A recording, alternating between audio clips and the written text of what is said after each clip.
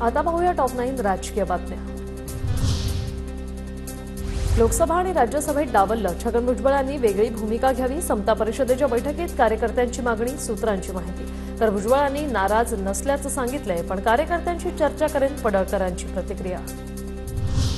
नारायण राणेंच्या विजयासाठी घरोघरी पैसे वाटल्याचा व्हिडिओ समोर, खासदार संजय राऊतांचा आरोप। नारायण राणेंनी कपट नीतीनं मिळवलेला हा विजय। नारायण राणेंनी 140 कोटींचा गफला केला, विनायक राऊतांची टीका।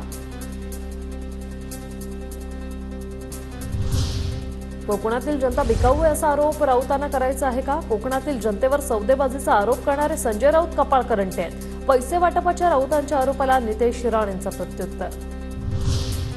बच्चू कडू वसुलीबाज, नवनीत राणांच्या पराभवासाठी त्यांना मातोश्रीवरून रसद मिळाली। खोक्यासाठी बच्चू कडू शिंदेंसोबत आले, रवी राणांचा गंभीर आरोप। तर 20 जागा लढवणार असल्याचं सांगत बच्चू कडू महायुतीला ब्लॅकमेल करतात, रवी राणांचा बच्चू कडूंवर आरोप।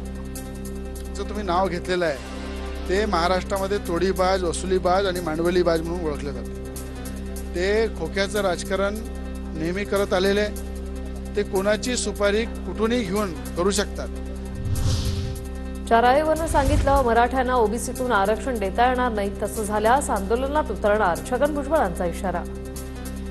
पूर्वीचे 4 आयोग जे होते, जे हायकोर्ट जस्टिसच्या अध्यक्षतेखाली, त्यांनी नाही सांगितलं, सुप्रीम कोर्टाने नाही सांगितलं। मी तुमच्याबरोबर आंदोलनाला उतरतो, माझी पण तयारी आहे।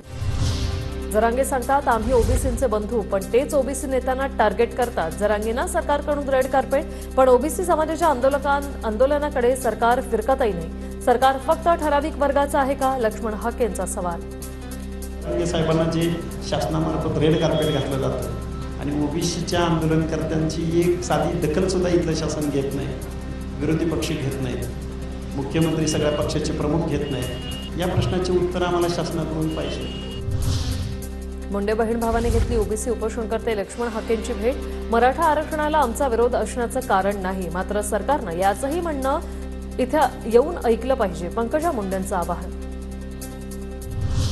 मराठा आरक्षण आंदोलनाने काय कमावलं आणि काय गमावलं हे 13 जुलैनंतर सांगेन, आणि कुणाला काय गमवावं लागेल तेही सांगेन, मनोज जरांगेंचा सरकारला इशारा।